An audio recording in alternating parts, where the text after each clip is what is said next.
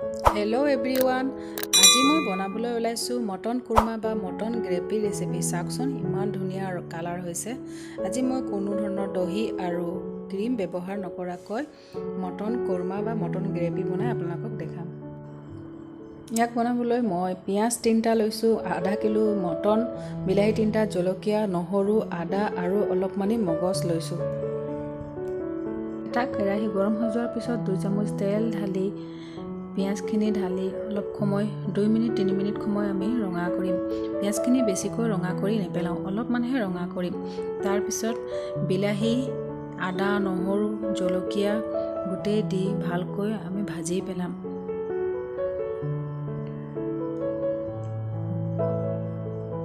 এক চামুচ নিমখ দিম আৰু গোটেই মিক্সাৰখিনি ভালকৈ আমি ভাজিম আৰু একদম নৰম হোৱাকৈ ভাজিম, বিলাহীখিনি যাতে নৰম হৈ যায়। তাৰপিছত এই মিক্সাৰখিনি অলপ সময় ঠাণ্ডা হ'বলৈ দিম। ঠাণ্ডা হৈ যোৱাৰ পিছত মিক্সাৰ মেচিনত পেষ্ট বনাই ল'ম। তাৰপিছত কুকাৰত তেল গৰম কৰি নিমখ অকণমান দি চাম তেলটো গৰম হৈছে কি নাই। তাৰপিছত 2টা তেজপাত, 2টা লং, 2টা ইলাচি আৰু 3 চামুচ কাশ্মীৰী মিৰ্চ দি অকণমানি সময় ভাজি ল'ম। গেছৰ ফ্লেমটো একেবাৰে কম কৰি দিম, নহ'লে মছলাখিনি জ্বলি যাব। তাৰপিছত মিক্সাৰ মেচিনত স্মুথ পেষ্টখিনি আমি ইয়াতে ঢালি ভালকৈ মিলাই ল'ম।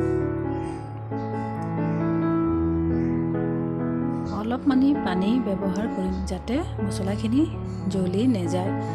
তাৰপিছত ভালকৈ আমি মিলাই ল'ম। 2 চামুচ হালধি পাউডাৰ, 2 চামুচ জিৰা ধনিয়া পাউডাৰ আৰু মিট মছলা থাকিলে আপোনালোকে মিট মছলাও ব্যৱহাৰ কৰিব পাৰি।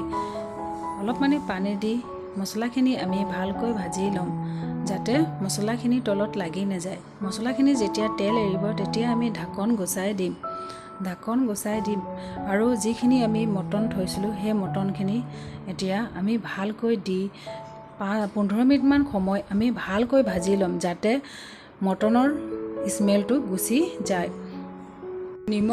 নিমখ সোৱাদ অনুসৰি আপোনালোকে ব্যৱহাৰ কৰিব।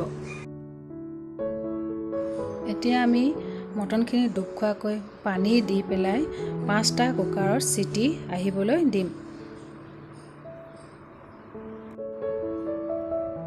5টা চিটি অহাৰ পিছত আমি ঢাকনখন খুলি চাম।